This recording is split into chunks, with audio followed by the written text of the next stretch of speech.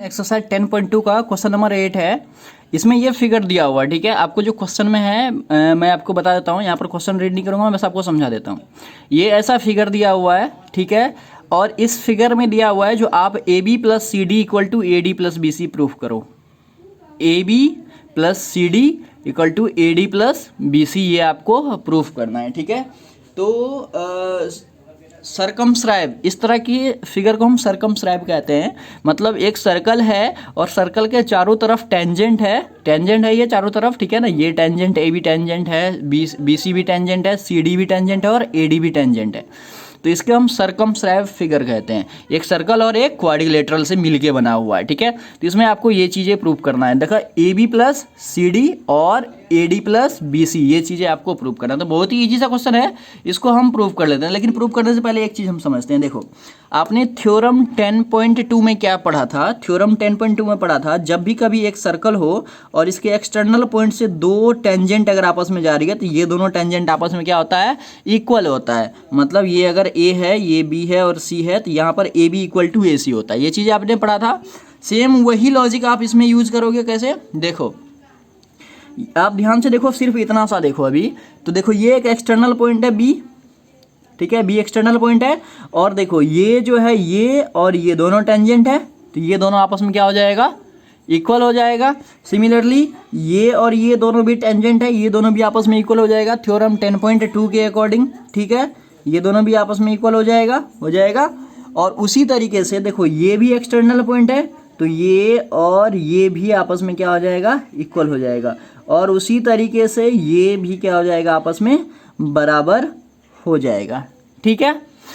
तो ये चीज़ें आपको समझ में आ गया। तो मैं इसे क्या करता हूँ? लिख देता हूँ। मैं लिख देता हूँ A P equal to A S, A P equal A S, ठीक है। A P equal A S, P B equal B Q, P B equal B Q, ठीक है। P B equal B Q. Similarly C R equal C Q, C R equal C Q हो जाएगा। और D R equal D S हो जाएगा, D R equal D S हो जाएगा, ठीक है। अब ये चीज़ें मैंने क्यों लिखा है, इन सब का मैं रीज़न यहाँ पर लिख दूंगा। क्या रीज़न मैं लिख दूंगा? सब का रीज़न सेम ही होगा, ठीक है। क्या रीज़न होगा इसका? इसका रीज़न होगा जो tangent from external point to the circle are equal in length, ठीक है। जो सर्कल से अगर टेंजेंट जाएगी, इसके जो एक्सटर्नल पॉइंट से अगर मैं लेंथ दोनों पे टेंजेंट जाएगी, तो टेंजेंट का लेंथ जो है वो आपस में इक्वल होती है। वही चीज़ मैंने लिखा है यहाँ पर, ठीक है। अब हमें क्या करना है? देखो, हमें ये चीज़ तो प्रूव नहीं करना। इसको मैं क्या करूँगा? Equation 1, equation 2, equation 3 and equation 4, मैंने इसे 1 2 3 4 इसे लेट कर लिया, ठीक है। अब हम क्या करेंगे? इन दोनों को हम ऐड कर देंगे। इन चारों को मैं ऐड करूँगा। मैं लिखूँगा एडिंग इक्वेशन 1 2 3 एंड 4। ये चारों इक्वेशन को मैं क्या कर रहा हूँ? ऐड कर रहा हूँ। तो इसका जो LHS है वो एक तरफ ऐड हो जाएगा और RHS जो है ये एक तरफ ऐड हो जाएगा, ठीक है। LHS एक तरफ और RHS एक तरफ। मैं तो वही लिख देता हूँ मैं। देखो, तो ये AP plus PB plus CR plus DR, ठीक है, इक्वल टू इधर ऐड होगा, इक्वल में इधर वाला ऐड होगा। ये हो जाएगा AS plus BQ plus CQ plus DS, ठीक है। यहाँ तक आपको समझ में आ गया होगा। अभी देखो, इसको मैं क्या कर रहा हूँ? ऐड कर रहा हूँ। तो देखो आप, ये क्या है? AP प्लस PB, ये AP plus PB, AP plus PB equal to, मैं AB लिख सकता हूँ, ठीक है। इन दोनों की जगह पर मैंने क्या लिख दिया? AB plus CR plus DR। अब देखते हैं हम, देखो CR plus DR equal to CD, ठीक है। तो मैं यहाँ पर लिख देता हूँ CD, ठीक है। मतलब इन दोनों को जो मैंने ऐड करा तो AB हुआ, इन दोनों को ऐड करा तो CD होगा। अब बीच में इक्वल टू है, बीच में इक्वल टू, देखो अब ए एस बी क्यू, अब इसका जो है आपको एक पेयर बनाना पड़ेगा। अब देखो ए एस के साथ ए एस और डी एस, ठीक है, ये देखो ये ए एस है और यहाँ पर डी एस है, तो A S plus D S क्या हो जाएगा, देखो A S plus D S equal to A D हो जाएगा, A S plus D S equal to A D, तो ये आ जाएगा आपका ए डी, ठीक है। रह कौन सा गया, बी क्यू और सी क्यू रह गया ना, बी क्यू, देखो बी क्यू और सी क्यू, तो B Q plus C Q equal to B C, ठीक है, प्लस बी सी। ध्यान से देखो आप, आपको यही चीज़ क्या करना था, प्रूव्ड करना था। तो बड़ा ही सिंपली ये प्रूव हो गया, इंपॉर्टेंट क्वेश्चन है, ये आता भी है। अब देखो मैं इसमें एक चीज़ आपको बताता हूँ, क्या इसमें मैंने ए पी इक्वल ए एस लिखा है, A P equal A S लिखा है, मैं इसको A S equal A P भी लिख सकता था ना, लेकिन मैंने पहले ए पी लिया है और दूसरे में मैंने पी भी लिया है, जबकि मैं पहले क्यू बी भी लिख सकता था। लेकिन ये थोड़ा सा सोच के करना था, जो आपको प्रूफ क्या करना है, ए बी प्रूफ करना था। देखो आपको ए बी का कॉम्बिनेशन लाना था, इसलिए मैंने क्या करा, ए पी और पी बी एक जगह लिखा, देखो ए पी और पी बी है ना, ये ए पी और पी बी को ऐड करोगे तभी तो ए बी आएगा, तभी तो मैंने यहाँ पर ए बी आया हुआ है, ठीक है। सिमिलरली यहाँ पर मैंने C R equal C Q लिखा है, उसके बाद मैंने C R equal C Q लिखा है, जबकि मैं C Q equal C R भी लिख सकता था, लेकिन तब हमारा प्रूफ नहीं होता अगर मैं ऐड करता तो, ठीक है। तो सी आर और यहाँ पर D R equal D S लिखा है, देखो D R equal D S लिखा, तो यही ट्रिक था इसका करने का। बस आपको ये चीज़ें अगर समझ में आ गई होगी तो आप इसे इजीली सॉल्व कर लोगे, ठीक है। इसके जो नेक्स्ट क्वेश्चन है, क्वेश्चन नंबर 9, वो भी मैं आपको इसी वीडियो में बता देता हूँ। क्वेश्चन नंबर 9 जो है, 8 हमने बता दिया है अभी, और ये 9 जो है, ये भी क्वेश्चन देखो, इसमें भी ये फिगर दिया हुआ है, ठीक है। तो ये फिगर है क्वेश्चन नंबर 9 का, इसमें कह रहा है इन फिगर 10.13 फिगर है, X Y and X dash Y are two parallel tangents, X Y and X dash Y dash जो है दोनों टेंजेंट्स है और दोनों पैरेलल भी है, to a circle with centre O and another tangent A B, एक ए बी एक और टेंजेंट है, देखो ए बी एक और टेंजेंट है, दूसरा another tangent AB with point of contact C intersecting XY को भी काट रही है और इसका जो सर्कल का पॉइंट ऑफ कांटेक्ट C है, ठीक है। तो C intersecting XY and XY को A पॉइंट पर काट रही है और X डैश Y डैश को B पॉइंट पे काट रही है, वही चीज़ यहाँ पे कह रहा है। तो prove that angle AOB equal 90 degree, angle AOB ये वाला एंगल जो है, ये वाला एंगल, ये 90 डिग्री आपको प्रूफ करना है, ठीक है। तो इसका मैंने फिगर बना रखा है, ये सेम मैंने अभी आपको उसको फिगर से भी मैं आपको बता देता हूँ। तो मैंने क्या करा, देखो ये फिगर यहाँ पर बना हुआ गिवन है, X Y X dash Y dash parallel है, एक्स वाई और X dash Y dash parallel है। तो टू प्रूफ आपको क्या करना था, जो एंगल AOB है ना यहाँ पर, हाँ AOB है, AOB ये वाला जो एंगल है ये 90 डिग्री का है, ये आपको प्रूफ करना है, ठीक है, ये 90 डिग्री आपको प्रूफ करना है। तो हमने क्या करा, इसमें एक छोटी सी कंस्ट्रक्शन जो है वो है, जैसे क्या है, जैसे मैंने यहाँ पर लिखा है कंस्ट्रक्शन में ज्वाइन OC, O और C को मैं क्या कर देता हूँ, इसको ज्वाइन कर देता हूँ, ठीक है। देखो मैंने क्यों ज्वाइन करा है मैं भी आपको बता देता हूँ। देखो इसको इसी मेथड से हम सवाल बना सकते हैं, क्योंकि इसमें देखो 90 डिग्री प्रूव करना है, इसमें कोई भी एंगल दिया हुआ नहीं है, तो हम 90 डिग्री इसको कैसे प्रूव कर सकते हैं। तो मैं स्टेप बाय स्टेप मैं अभी आपको बताता हूँ, आपको इजीली समझ में आ जाएगा। इसे मैंने क्यों ज्वाइन करा है, क्योंकि मैं ये दोनों ट्रायंगल में आऊँगा। अभी देखो बताता हूँ मैं, तो ट्रायंगल में प्रूफ में मैंने यहाँ पर लिख देता हूँ, इन ट्रायंगल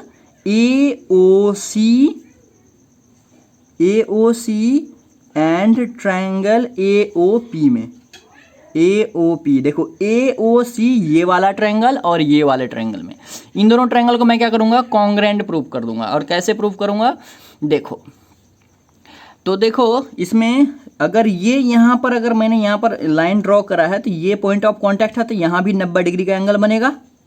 और ये जो है ये भी पॉइंट ऑफ कॉन्टैक्ट है, क्योंकि ये भी टेंजेंट है, तो ये भी पॉइंट ऑफ कॉन्टैक्ट है, ये भी 90 डिग्री बनेगा ना। तो देखो मैं यहाँ पर लिख सकता हूँ, जो मैं क्या करता हूँ, इसे एंगल 1 लेट कर लेता हूँ और इसे मैं एंगल 2 लेट कर लेता हूँ, ठीक है। एंगल 1 और एंगल 2 लेट कर लेता हूँ, इसे एंगल 3 लेट कर लेता हूँ, इसे एंगल 4 लेट कर लेता हूँ, ठीक है।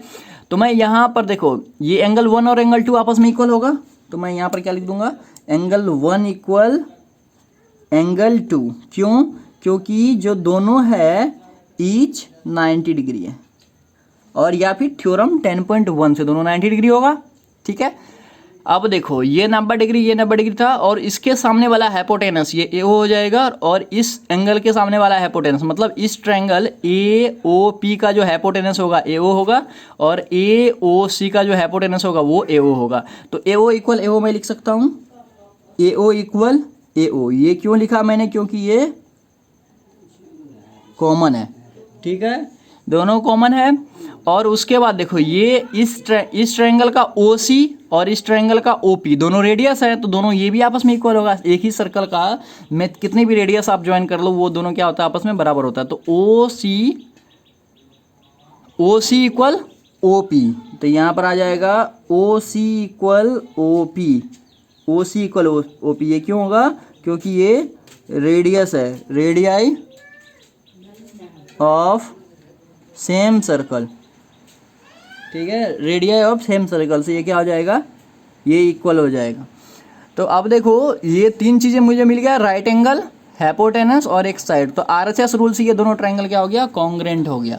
तो मैं लिख दूंगा यहाँ पर जो ट्रायंगल ए ओ सी जो है ये कॉन्ग्रेंट है ट्रायंगल ए ओ पी का by R H S criteria से। आर एच एस क्राइटेरिया से दोनों ट्रायंगल क्या हो गया, आपस में कॉन्ग्रेंट हो गया। अगर ये दोनों ट्रायंगल कॉन्ग्रेंट हो गया तो मैं इसे एंगल 3 इक्वल एंगल 4 मैं लिख सकता हूँ। ठीक है, angle 3 equal angle 4 by C P C T. ये मैंने क्यों लिखा है ये अभी आपको समझ में आएगा। ठीक है, देखो सिमिलरली हम क्या करेंगे, जैसे इन दोनों ट्रायंगल को हमने कॉन्ग्रेंट प्रूफ करा है, उसी तरीके से हम इन दोनों ट्रायंगल को भी कॉन्ग्रेंट प्रूफ करेंगे। उसी तरीके से मैं क्या करूंगा, ये दोनों ट्रायंगल को भी सिमिलर प्रूफ करूंगा, लेकिन इसमें हमें करना नहीं है, मैं यहाँ पर डायरेक्ट लिख दूंगा सिमिलरली। ट्रिपल एल वाई का मतलब होता है मैथ्स में सिमिलरली। सिमिलरली देखो मैं क्या करता हूँ, इस एंगल का कुछ नाम दे देता हूँ, जैसे एंगल 5, और इस एंगल का नाम मैं देता हूँ एंगल 6। ठीक है, तो angle 5 equal to angle 6। Similarly क्या हो जाएगा, ट्रायंगल तो triangle B O C congruent हो जाएगा ट्रायंगल, देखो बी ओ सी और बी ओ क्यू का, सिमिलरली दोनों ट्रायंगल कॉन्ग्रेंट हो जाएगा। बी ओ सी ये वाला ट्रायंगल और ये वाला ट्रायंगल दोनों कॉन्ग्रेंट हो गया, तो एंगल 5 इक्वल एंगल 6 में लिख सकता हूँ। तो सी पी सी टी ये भी बाय आर एच एस से ही होगा। ठीक है, और सी पी सी टी से angle 5 equal to angle 6 by C P C T से मैंने लिख दिया। ठीक है, अब देखो अब इसमें एक कॉन्सेप्ट क्या लगेगा, जो इसमें गिवन है उसका कॉन्सेप्ट आएगा। जैसे क्या आपको गिवन है कि ये दोनों लाइन क्या है, आपस में पैरेलल है, तो मैं यहाँ पर लिख देता हूँ जो X Y parallel to X dash Y dash, ये चीज़ क्या है, गिवन है। मैं यहाँ पर गिवन लिखता हूँ। अगर एक्स वाई और एक्स डैश वाई डैश, अब फिगर को देखो, अगर ये दोनों लाइन पैरेलल है और ए बी जो है ये ट्रांसवर्सल लाइन है, तो मैं यहाँ पर लिख देता हूँ and A B is a transversal line. ठीक है, ए बी जो है ट्रांसवर्सल लाइन है। तो अब आप ध्यान से देखो इस फिगर को मैं थोड़ा सा यहाँ पर बताता हूँ। देखो ये एक सर्कल है, ठीक है, ऐसे टेंजेंट है, ऐसे दो लाइन है, और ऐसे एक और टेंजेंट है। तो ये जो लाइन है ये एंगल और प्लस ये एंगल, इन दोनों एंगल का सम 180 डिग्री होगा, क्योंकि ये दोनों को इंटीरियर एंगल है। मतलब सिंपली देखो, अगर ये लाइन है तो ये एंगल और प्लस ये एंगल 180 डिग्री होता है, क्योंकि ये दोनों एंगल को इंटीरियर एंगल होता है। लेकिन ये दोनों पैरेलल लाइन होगा तभी ये रूल अप्लीकेबल होता है। तो देखो ये दे रखा है एक्स वाई जो है एक्स डैश वाई डैश के पैरेलल है, और ये जो ए बी है एक ट्रांसवर्सल लाइन है, तो इसका जो ये कंप्लीट एंगल है, मतलब कौन सा angle, angle P A B, angle P A B कह दो या पी ए सी कह दो, तो मैं पी ए बी कह देता हूँ। ठीक है, या फिर डायरेक्ट आप angle A plus angle B कह दो, है ना। तो नहीं तो मैं लिख देता हूँ angle P A B plus angle A B Q. देखो angle P A B plus angle A B Q equal 180 degree, ये होगा को इंटीरियर एंगल से। देखो ये क्लास 9th का जो लाइन्स और एंगल का जो चैप्टर है उसका है। देखो ये कंप्लीट एंगल और प्लस ये वाला कंप्लीट एंगल जो है ये दोनों क्या हो जाएगा 180 डिग्री को इंटीरियर एंगल से, ठीक है, ये रूल है ऐसा। तो मैंने वही चीज़ यहाँ पर लिख दिया है, ये दोनों एंगल। तो देखो एंगल PAB जो है, ये जो एंगल PAB है यहाँ पर PAB, ये एंगल 3 और एंगल 4 से मिलके बना हुआ, तो एंगल 3 + 4 लिख सकता हूँ। और ये एंगल 5 और 6 से बना हुआ, तो एंगल 3 + 4 यहाँ पर लिख दूंगा मैं। Angle 3 + angle 4 equal to, sorry angle 3 + angle 4, ये तो PAB के जगह पर लिख दिया मैंने। और ABQ की जगह पर क्या लिखूंगा, प्लस एंगल 5 और प्लस एंगल 6 इक्वल 180 डिग्री। ठीक है, यहाँ तक आपको समझ में आ गया होगा। ये PAB एंगल जो है वो एंगल 3 और 4 से मिलके बना हुआ है। PAB ये वाला एंगल 3 और 4 से बना हुआ है, तो मैंने PAB के जगह पर एंगल 3 और 4 लिख दिया। और ABQ की जगह पर एंगल 5 और 6, देखियो ABQ की जगह पर एंगल 5 और एंगल 6 लिख दिया मैंने। ठीक है, तो यही चीज़ मैंने लिखा है। अब आपको देखो, अब आपको करना क्या है, ये दोनों एंगल आपस में इक्वल है और ये दोनों भी आपस में इक्वल है, तो हमें एंगल 3 और एंगल 5 को रखना है, क्योंकि हमें मेन आपको जो है ये ट्रायंगल AOB में काम करना है, AOB में। तो AOB के अंदर में जो इंटरनल एंगल है वो एंगल 3 है और एंगल 5 है, तो एंगल 3 और एंगल 5 को आपको रखना है और को आपको हटाना है। देखो एंगल 3 और एंगल 5 को आपको रखना है, मतलब एंगल 3 और एंगल 5 को हम चेंज नहीं करेंगे।